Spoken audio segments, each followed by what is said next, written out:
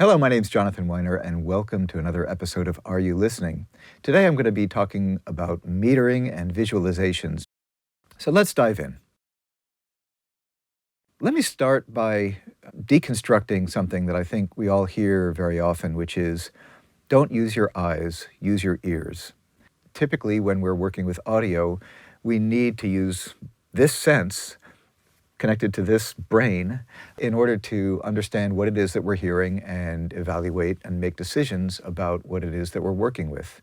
Having said that, visualizations, meters of all sorts are incredibly valuable because when we hear something, it's helpful to have validation. It's helpful to have confirmation that what we think we're hearing is actually happening. Now, when you're recording something, well, I guess a meter is helpful to let you know that what you are hearing is actually getting to the recording device. So in the simplest way, just a meter is a helpful visualization.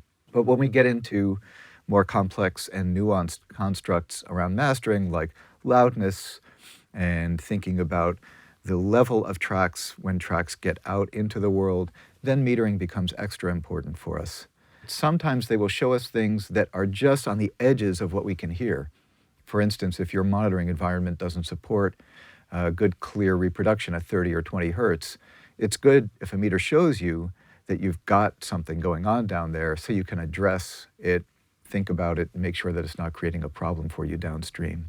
So there are lots and lots of ways that visualizations and metering are very important in helping us understand our work and helping us navigate some of the problems that we have to deal with and grapple with in the context of audio production in general. In order to do a good job in navigating the task of mastering, I think it's helpful to understand what the visualizations are and what they're showing us. So let me just spend a couple of minutes giving some quick definitions to some of the most common types of meters. Usually when we're thinking about meters, we're thinking about amplitude, and there are two simple or basic kinds of measurements that we use meters to help us gauge when we're listening. The first measurement that I want to take a look at is the peak measurement, or a peak reading meter.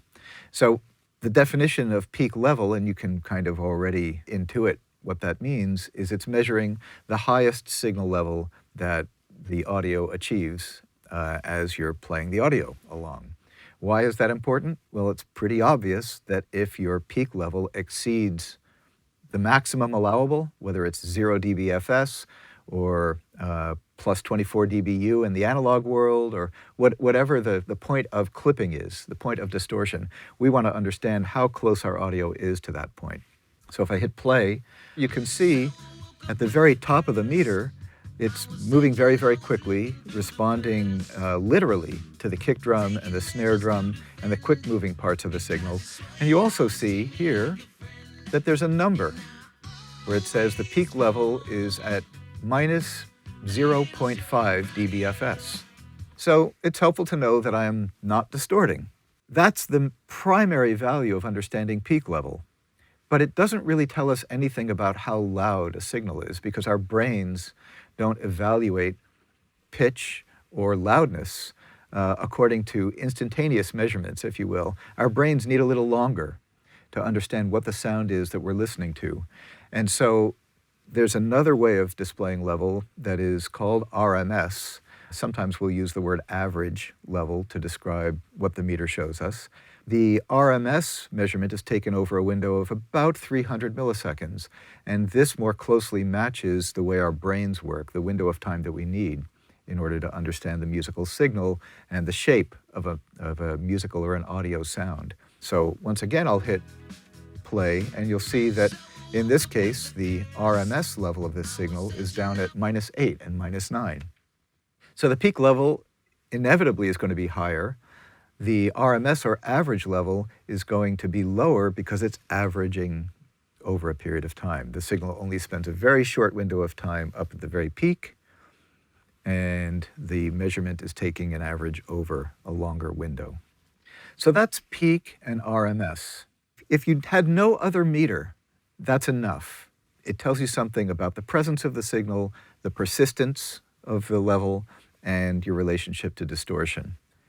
But there's also something interesting about having peak and RMS level together, and that is that you can notice the relationship between the two. If you're thinking about how loud is my song going to appear compared to every other song that's out there in the universe, the level that you're interested in is RMS. That's the way our brains work. If the peak is already up at 0 and your RMS level is very low, then chances are your level is not going to be high enough for your track, the thing that you're working on, to appear to be as loud as you actually want it to be or desire it to be out in the world. So understanding the relationship between peak and average can help you understand, okay, is there something I need to do to modify my master, like limiting, for instance, or compressing, or manually gain writing. There are lots of solutions for this problem, but at least it tells you that you've got something you need to think about. There is no single value. There is no single peak to average relationship that you can use as an absolute recipe. In other words, there are some songs, there are some genres, and even within a genre, there might be an example of a song that has a wider peak to average relationship that works really well, and others that have a smaller peak to average relationship. If you take an example like What's the Story, Morning Glory, a famous example of one of the loudest records ever made, somewhat controversial in terms of how loud it is. It has a very, very low peak to average relationship. If you look at it on a meter, you'll see almost no movement on the meter. The average level sits up very high, very close to peak. But if you take an example like Partition from the eponymous Beyonce record, you'll see a very, very wide peak to average relationship, which corresponds to the musical arrangement, the dynamicism within the music, the musical dynamics, or I guess the word is dynamism.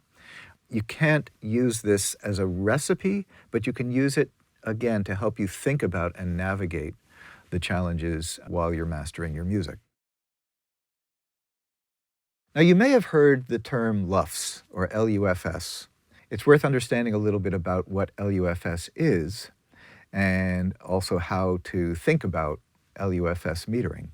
LUFS, and sometimes it's called LKFS, they're essentially interchangeable, is a way of taking the idea of RMS measurement or average measurement and bringing into the measurement also the idea that our brains and our ears are not equally sensitive across the spectrum.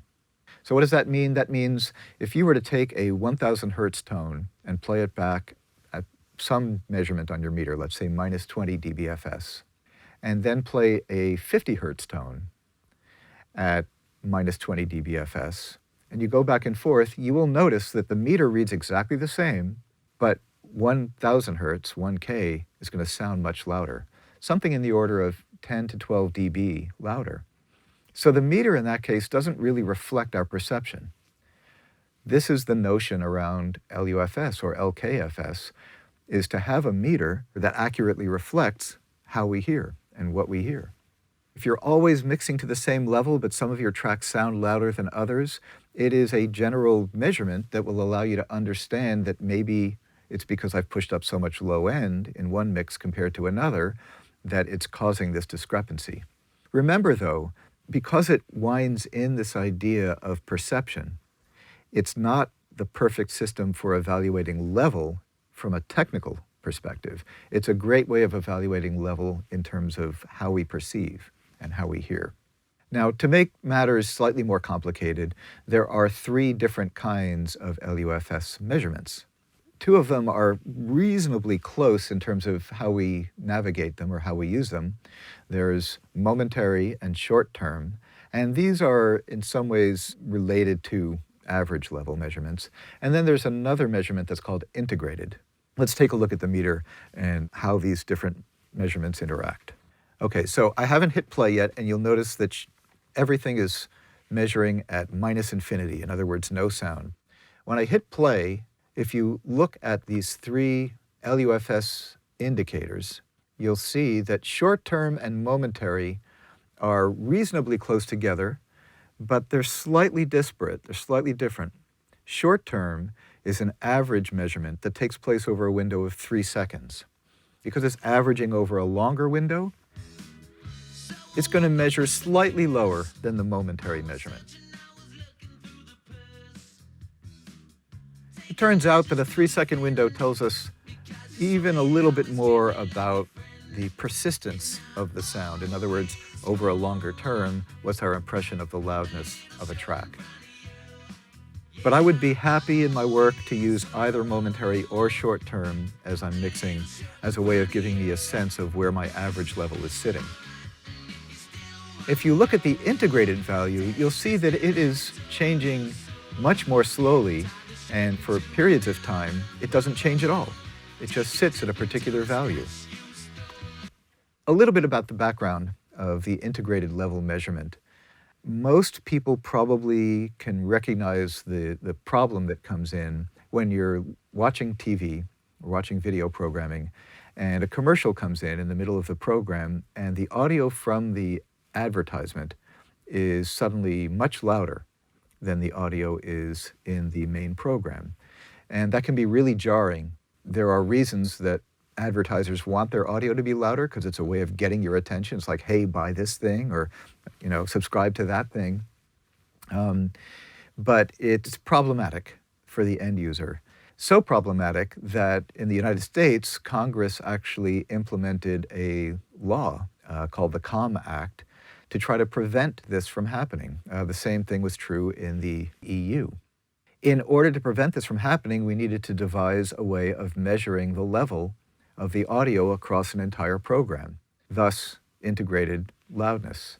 So there's a standard that's used for broadcast audio associated with video. In the United States, it's minus 23 LUFS. In the EU, it's minus 24 LUFS. And if you measure an entire program, whether it's a TV show or a commercial, they have to conform to this level measurement. So you finish your mix, you measure across all of the audio, assuming it conforms to that, you're good to go. If it doesn't, it's going to turn it down so it does conform, or turn it up so it does conform to this level, so that the viewing audience is happier. This works great for broadcast. We still have a very messy situation when it comes to streaming video, which brings us to streaming audio and why this is important to us in the world of music. Most streaming services now implement this idea of measuring the integrated level of audio of a song and conforming the level of the song to their playback standard. In order to understand where your song lives in reference to, compared to the standard that's being used, you can use an integrated LUFS measurement, measure your mix, and understand that this fits within what Spotify or Apple or Tidal or Amazon High Definition or any of the streaming services might use in their normalization standard or their normalization tool. Now, when you're doing the work of mastering, the question comes up, what should I be paying attention to? Integrated LUFS is the last thing you want to be thinking about. You don't want to be mixing to a target. You want to be mixing the music so it sounds and feels good, so that you have the right amount of contrast going from one section to another, et cetera, et cetera. If you want to get a sense of how your mix compares at the end of the day to the LUFS standards that are used by the streaming services, you can use a tool like Insight and play the track all the way across and measure it. Or you could use something like RX. RX has a window that's called Waveform Statistics, which will measure an entire recording or a section of a recording if you like, and give you all of this level information. So here you can see that there's an integrated loudness measurement that's indicated, peak measurement, RMS measurement, and so on. But that's something that you'd want to do after you're done with your mix or after you're done with your master. For me, when I'm looking at a meter, or what I'm using a meter for when I'm doing the work, I'm really looking at peak to average, because once again, I want to understand how much headroom do I have, what's the average level. If I need to push up my track, what do I need to do? So the obvious thing is, if the average isn't high enough, you might experiment with a limiter and see how much limiting do I need to do in order to get my average level to what I might ultimately want. If I need to do more than what is desirable, I might have to find other strategies for getting my level up to where I want it to be. Here's a quick example of actually adjusting levels to a meter. If I play this mix before it's been mastered and observe what the meters are showing me, it's showing me a couple of things. I've got a little bit of headroom at the very top of the level, and my average level is sitting down around minus 13, in the quieter sections, maybe minus 16. Based on my observations for this style of music, I know that I'll probably need 2 or 3 dB more level, at the very least, in order to get something out into the world that's going to satisfy the artist. And ultimately, that's my job, is to give the artist something that the artist can use to succeed in the world. In order to get 2 or 3 more dB, I can see that I'm already going to be peaking over 0. So I need to do something. In fact, I might need even 3 or 4 dB, depending on what the artist wants and how loud or how high on a meter I need to make this track. So if I hit play and then turn on a limiter, you can see with my threshold, I can play around with how much limiting is taking place. I'm just limiting the peaks a little bit, a dB or 2 dB at the very most. Okay, and I will turn on my limiter, and now you can see a couple of things are happening. My peaks are up at minus 0.5. Why is that happening? Look at ozone, and you'll see that the ceiling, or the output of the limiter, has been turned down very slightly to keep the peaks away from absolute 0. I'll talk more about that in another episode. Okay. But the average level has now come up, so I'm seeing a range somewhere between minus 9 and minus 11. So already my track is closer to a level that the artist is going to be happy with, and I'm not distorting, so I'm in a good place. Now, obviously, this is just the beginning of thinking about level, and this doesn't constitute the full range of mastering decisions, but it's a really, really important aspect of the mastering decisions. So understanding how to navigate peak to average, sometimes that's called crest factor, by the way. It's a phrase that we use to describe that relationship. Understanding how to navigate that will help you navigate one of the important aspects of mastering. I mentioned earlier that we have other kinds of visualizations, and that the meters that I've been talking about thus far are largely around amplitude, even though LUFS does also wind in some of the idea of frequency. There are certain kinds of metering and visualizations that also show us spectrum and frequency. You've looked in tonal balance control, and that shows us something about level averaged over lots and lots of different recordings. But there's one little meter up in the upper left-hand corner of tonal balance control that I want to spend a moment looking at together, and that's showing us the crest factor of the low end. This is actually a really helpful meter to help us understand, well, I run the risk of oversimplifying this, but the relationship between the kick drum and the bass. If a kick drum rises up really high in the low end, it will eat up a lot of headroom in a master and make it challenging for us to hear the bass, the notes coming from the bass. And we have a whole loudness issue that kind of follows from that problem. On the other hand, if the kick drum is buried underneath the bass, then we lose that sense of drive that we get from the low-end transient or the kick. So this meter is a way of giving you a sense of what that relationship is. And if I let the audio settle for a moment, you'll see it's showing that we've got a fairly dynamic low end. In other words, a fairly high crest factor.